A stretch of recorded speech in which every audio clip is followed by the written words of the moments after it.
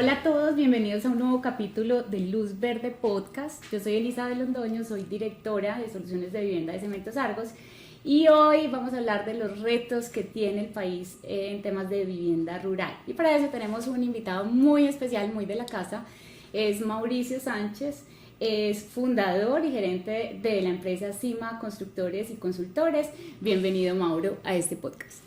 Eli, muchas gracias a ti, a todo el equipo de Cementos Argos, el equipo de Casa para mí, por esta invitación que me encanta para que conversemos de lo que tanto nos apasiona, la vivienda social rural. Muchísimo. Mauro, empecemos por eso que tienes en la camiseta, que te la pones todos los días y me consta, y es cuéntanos de tu empresa, cómo nació, cuál es el propósito superior, cómo va. Pues Eli, bien, Cima es una sociedad de familia. Cima es Silvia y Mauricio y Martín, o sea, nuestra familia de 4 integrantes.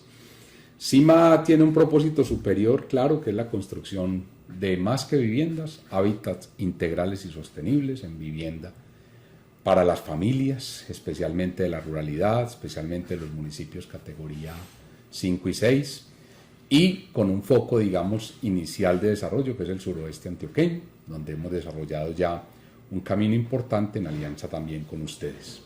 También valdría decir en este primer punto, Eli, que Cima es una sociedad BIC, una sociedad de beneficio e interés colectivo, un poco para que nuestra audiencia lo comprenda, es como la versión local de las sociedades B, de las sociedades, digamos, del mundo B Corp, que están además reglamentadas en las normas colombianas, sociedades de beneficio e interés colectivo. Claramente son las sociedades que tenemos definido trabajar en el propósito no solamente económico, sino también ambiental y social. Y nos sentimos pues muy orgullosos de que esa parte la llevemos consigo. Y nada más, Eli, también ya como conocen ustedes que pues Cima también nace de una vida ejecutiva por mi parte en el sector financiero, durante 21 años en entidad financiera Colombo Española, donde acumulé mucha experiencia en el tema de cómo ayudarle a las familias a que puedan ver posible el cierre financiero de su vivienda. Y esa experiencia hoy la aplicamos mucho en el modelo del trabajo colaborativo de Cima y Casa para mí, de lo que estamos haciendo, que es buscar que la construcción de los proyectos no solamente sea lo físico, sino que muy importante, centremos también en lo humano y lo social. Mauro, ¿por qué Cima tiene ese foco? ¿Por qué nace con ese primer foco en municipios medianos y pequeños? Bien, Eli, yo creo que es parte de esa conversación que hemos tenido juntos muchas veces y es pues entender realmente dónde está el déficit, primero que todo. Y también yo creo que algo que compartimos desde pandemia cuando nos conocimos, Eli, es también entender que lo fácil hay mucho quien lo haga. Lo difícil es donde también tiene que emerger el talento, la convicción, los principios, los valores, el deseo de hacer realmente las cosas, digamos no difícil, pero sí realmente de lo que muy poca gente se ocupa. Y yo creo que eso es una realidad y un llamado también que tenemos que hacer a todo el ecosistema, y es la inmensa, está dicho por todas las estadísticas, la inmensa mayoría del déficit está en lo rural, pero bueno, cada día tenemos que sumar más personas que se atrevan a pensar diferente, a romper los paradigmas, a pensar que no porque se hable de ruralidad estamos hablando de lo imposible, ¿no? Yo creo que Eli, respondiéndote ahí, diría, es como esos desafíos que en la vida nos gusta, que es ir por el camino que uno cree que realmente requiere unas capacidades, un talento y un trabajo de equipo y de sumar esfuerzos, que yo creo que es lo que estamos haciendo. Entonces, la verdad, Cima, por lo pronto y en su definición estratégica, quiere seguir apostándole. Ya llevamos 5 años y algo más y queremos y estamos viendo el futuro claramente determinado por la presencia en los municipios y la ruralidad. En la ruralidad. Nosotros hemos hablado mucho, Mauro, de la cantidad de retos que hay, ¿cierto?, en la ruralidad, pero si tú pudieras listar como los principales retos que tiene el sector y las familias y el gobierno para llegar precisamente a cubrir ese déficit cuantitativo que está concentrado precisamente ahí, ¿cuáles serían? Sí, Eli, mire, yo lo veo y también lo hemos compartido. La respuesta que saltaría a la vista siempre de todo el sector es la logística de transporte y lo demás. Bien, nosotros empezamos a entender que eso es accesorio, no es lo principal. Yo diría que hechos principales es la generación de, digamos, de la masa crítica, la habilitación de las familias, ¿cierto? Yo creo, y la habilitación de las familias no solamente desde ese concepto básico de si tienen acceso al subsidio, al crédito, al ahorro, que de suyo es importante, pero también es bueno entender, Eli, que muchas de las personas que están en los municipios, en la ruralidad, también lo que requieren es que les hagamos un poco de pedagogía sobre en qué consiste pasar a ser propietario, ¿cierto? Que no es, si yo tengo el crédito y el subsidio, entonces ya soy propietario, no. Es también elevar un poco la conciencia de la persona de qué significa pasar a vivir en una vivienda nueva, en una vivienda con características muchas veces de materiales distintos. Entonces hay que crear pedagogía sobre los procesos constructivos, sobre lo que es bueno, sobre lo que es bonito, sobre lo que es estéticamente, sobre lo que es seguro, también sobre la convivencia en comunidad. O sea, son elementos, Eli, que parece que están como instalados y no. Y yo inclusive creo que no están ni siquiera instalados en las ciudades principales. Lo que pasa es que a los actores del sector de pronto los hemos dado por hecho o hemos creído que esa responsabilidad es de otras personas. Y yo pienso que todo eso incide en el proceso de que una familia se construya en propietario. Entonces yo diría, Eli, que es muy importante llegar a las comunidades a crear confianza, pedagogía, a crear cercanía, con valores, con transparencia, no creando expectativas, siempre hablando con la claridad de lo que hay que hacer y acompañar mucho, Eli, porque cada día más, pues todos los procesos de subsidios, de crédito, también los mismos procesos constructivos, Eli, no son sencillos, pues nuestras normatividades en todo son complejas, requieren que las familias las acerquemos y de verdad que es un proceso de llevarlos de la mano. Entonces yo diría que ahí está el primer reto es social, el primer reto es de, digámoslo así, las familias futuras propietarias, el primer reto es de creación de confianza, el primer reto es de creación de, digamos, de sintonía con la comunidad, con las fuerzas públicas y privadas de cada municipio, donde hay que llegar. Yo quisiera, Eli, que ahí sembráramos muy bien esa plataforma de decir, para mí o para esta conversación, ahí creemos que está el primer reto. Y ya lo demás es difícil, pero se facilita si se tiene lo primero. Maravilloso. Mauro, tú vienes del sector financiero y has desarrollado un modelo muy interesante encima para lograr ese cierre financiero de las familias en la ruralidad. Y ahí se abren dos mundos muy diferentes, y es la informalidad y la formalidad. Sí. En este camino que sigues recorriendo, en ese modelo que has construido, ¿cuáles han sido como esos aprendizajes grandes de cara a esos dos mundos, la formalidad y la informalidad, para que las familias de la ruralidad logren ese cierre financiero? Gracias, Eli. Mira, yo quisiera empezar también por decir, en el interior de esa pregunta, también el paradigma que todos tenemos, y es, no, es que en la ruralidad todo el mundo es informal. Primera cosa que empezamos a descubrir, Eli, es, oiga, cada vez la ruralidad de nuestro país se está formalizando más. Cada vez vemos, por ejemplo, propietarios del proceso agrícola, de las fincas, tanto agrícolas como de recreo, cada vez más conscientes de que su empleado, sus empleados, bien sea de mayordomía, bien sea de labores del campo y lo demás, necesitan, merecen y tienen un derecho que se tiene que respetar y legitimar, que es el derecho a estar legalmente vinculados y con una seguridad social. Entonces, también lo diría que en el comercio permanente de los municipios, también estas nuevas tendencias, digamos, de los cafeteros jóvenes y lo demás, también vienen, esas segundas o terceras generaciones, Eli, también están viniendo con un chip incorporado, que es hagamos negocio, hagamos empresa, pero hagámoslo con legalidad. Entonces veo ahí un primer elemento que es cada vez hay más formalidad. En los formales yo podría decir que en general el sistema financiero está, digamos, muy a punto. Uno ve 4 o 5 entidades muy preparadas para atender los colectivos desde un salario mínimo y veo allí, digamos, una carrilera adecuada para el trabajo. Luego en el mundo informal, claro, allí sí viene un proceso muy interesante, y es, primero que todo, cómo le ayudamos a las personas a que entiendan que el proceso de salir de la informalidad tampoco es un proceso imposible y que tampoco es un proceso altamente costoso. Eli, por ejemplo, personas que hemos invitado a que se vinculen a cajas de compensación, lo han hecho y al cabo de 2 o 3 meses se postulan, inclusive desde el primer mes, se postulan al subsidio de caja de compensación y han salido asignados y hoy son propietarios de vivienda. Tenemos casos concretos de ellos.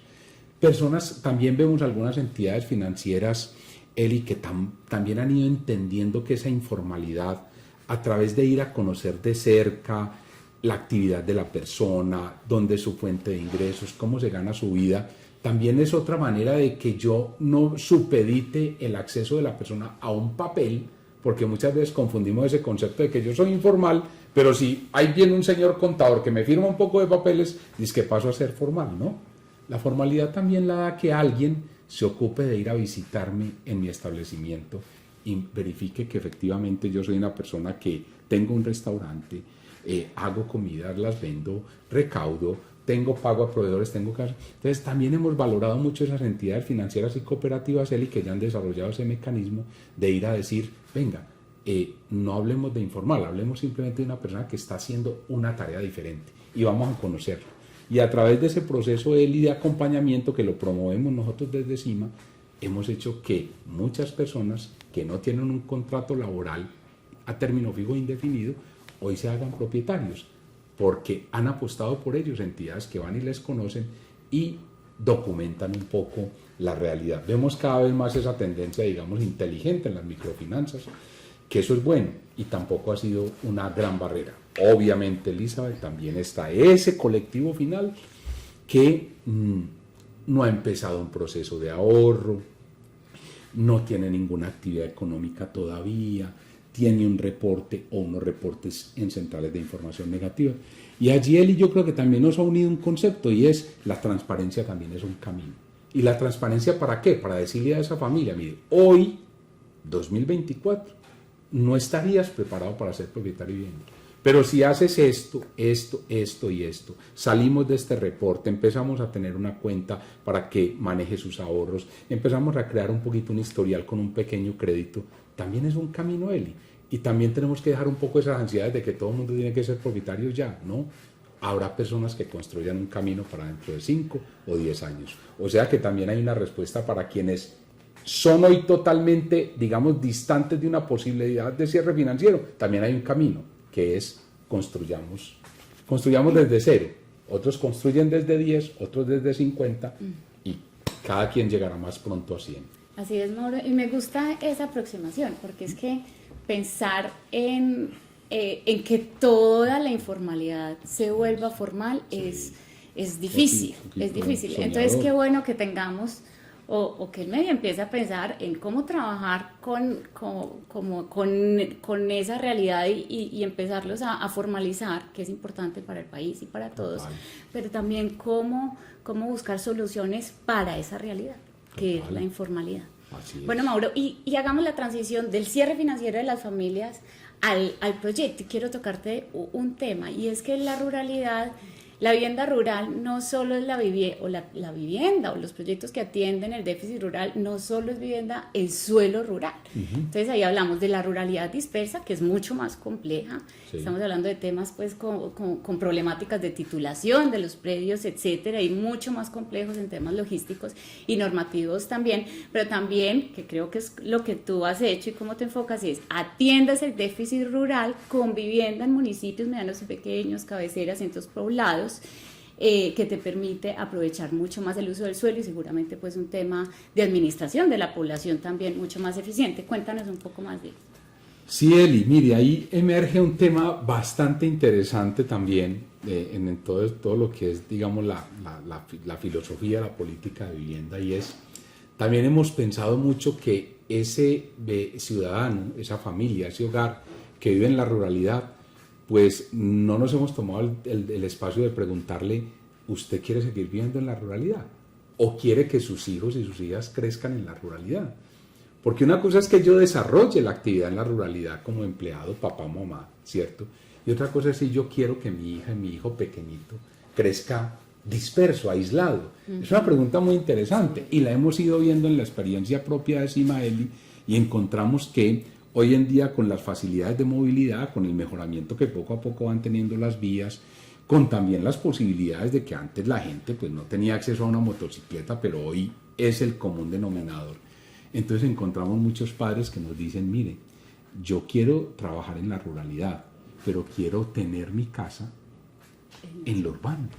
Y quiero que mi hija viva en un contexto donde pueda tener comunicación, seguridad, privacidad, pero donde también tenga a sus compañeritos cerca, donde tenga socialización. Fíjate qué tan interesante, Eli. Entonces empezamos a tener una serie de familias propietarias que, si bien trabajan en el campo, a las 3 de la tarde regresan de sus tareas a disfrutar de un hábitat integral y sostenible como los que estamos tratando de construir y a disfrutar de esa vivienda en el campo, en lo urbano. Entonces, Eli, creo que hay una mirada también orientada a eso, a entender que es muy posible que esos aspectos de la vivienda urbana en los municipios pequeños y luego esa figura interesante de los corregimientos que tienen su centro urbano, Eli, que ya está la infraestructura desarrollada, hay veces, ¿por qué no nos hacemos la pregunta también de decir, venga, quizás esa familia que está en ese punto de dispersión no quisiera de pronto más bien vivir acá, en el corregimiento, donde ya tiene su iglesia, el centro de salud, la cafetería, la peluquería? Y yo creo que también es un poco, insisto, en la pedagogía. Lo importante también de explicarle a la persona que no es solo ser propietario, sino cuando uno es propietario de una vivienda, él comienza una nueva vida. Y hay que preguntarse, ¿cómo quiero esa nueva vida? Y dentro de esa pregunta cabe, ¿la quiero por allá? Que también es válido. O alguien me ha hecho ver los beneficios de vivir un poco más en comunidad y un poco más conectado.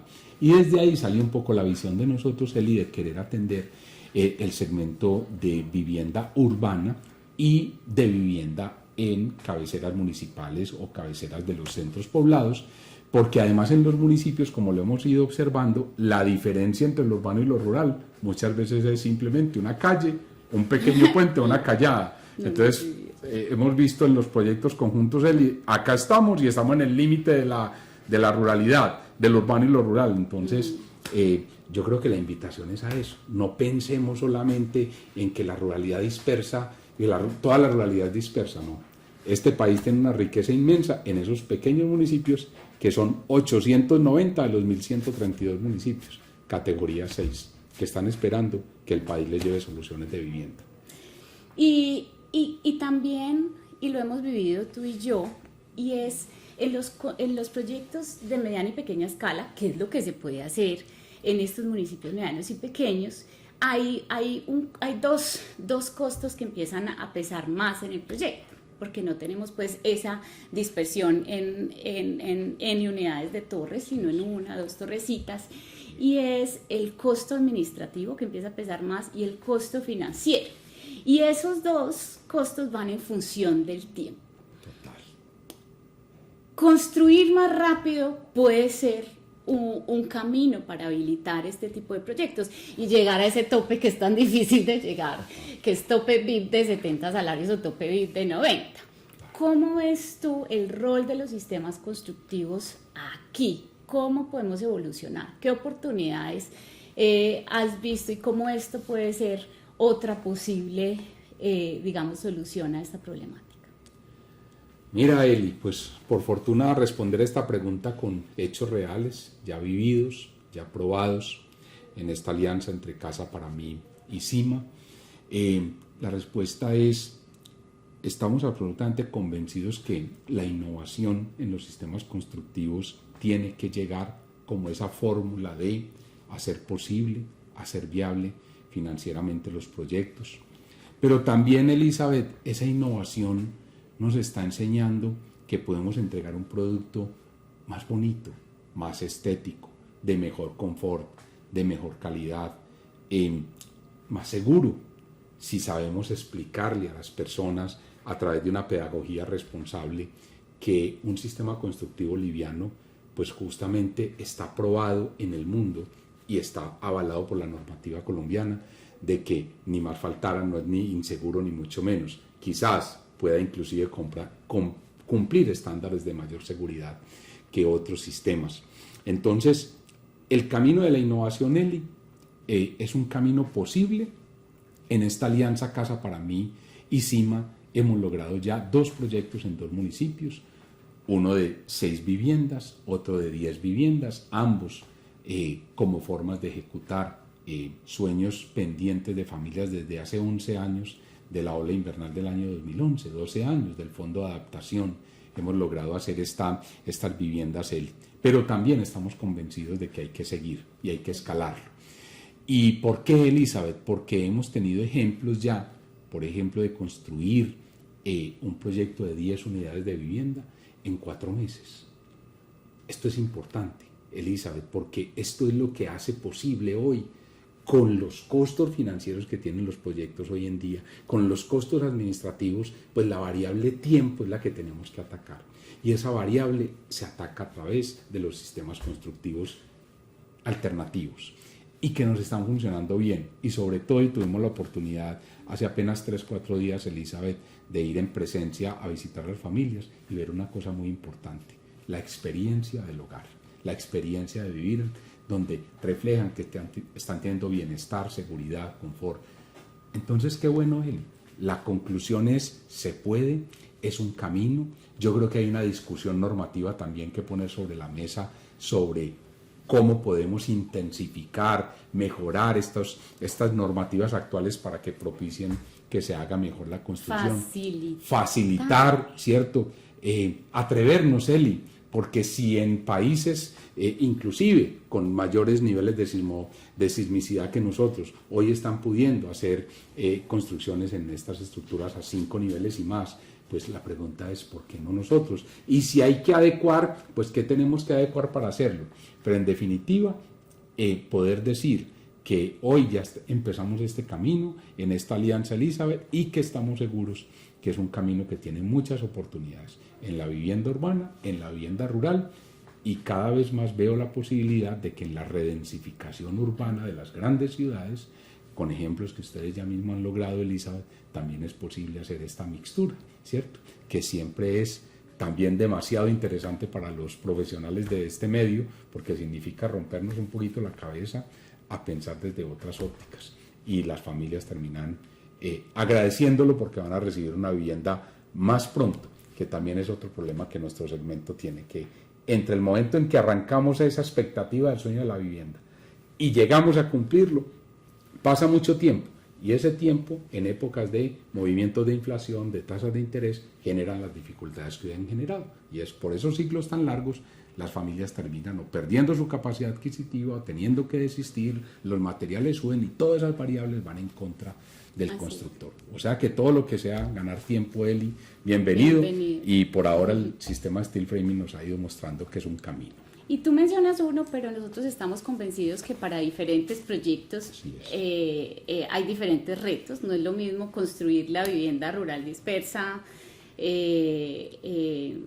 en sitios pues rurales de difícil acceso a construir un edificio en una zona urbana desarrollada. Clarísimo. Con buen acceso vial. Entonces lo que nosotros pues creemos, especialmente en Casa para Mí, es que hay muchas soluciones constructivas que se están adaptando en el mundo entero, que ya están desarrolladas, que ya están con normatividad y ensayadas, que nosotros podemos adaptar y evolucionar un poco esa construcción artesanal que sobre todo está muy presente en el campo por otras alternativas, que puede ser steel framing, que puede ser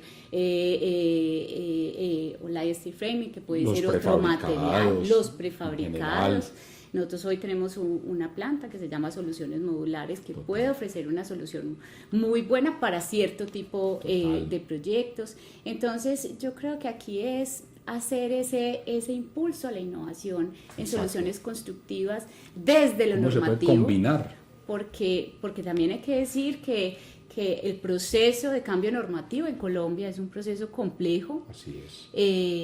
Pero qué bueno poder impulsar esa evolución de las normas y poder facilitar con responsabilidad la inclusión de nuevos sistemas constructivos y nuevos materiales en el país, precisamente como otra forma de aportar a este déficit en la ruralidad. Mauro, qué delicia esta conversación contigo. Tiene que seguir. Felices como siempre de tenerte en la casa, felices de tenerte como aliados en casa para mí. Gracias, bueno, y muchas gracias por este espacio y por toda la generosidad en tu conocimiento, Mauro. Ay, muchas gracias a ti, al equipo de Casa para mí de Cementos Argos y como siempre orgullosos aliados de compartir este camino. Muchas gracias. Gracias, Mauro. Bueno, a todos, muchísimas gracias por estar con nosotros en esta conversación. Por favor, déjenos sus comentarios. Nos encanta que se conecten con nosotros y nos vemos en otro nuevo capítulo. Hasta luego.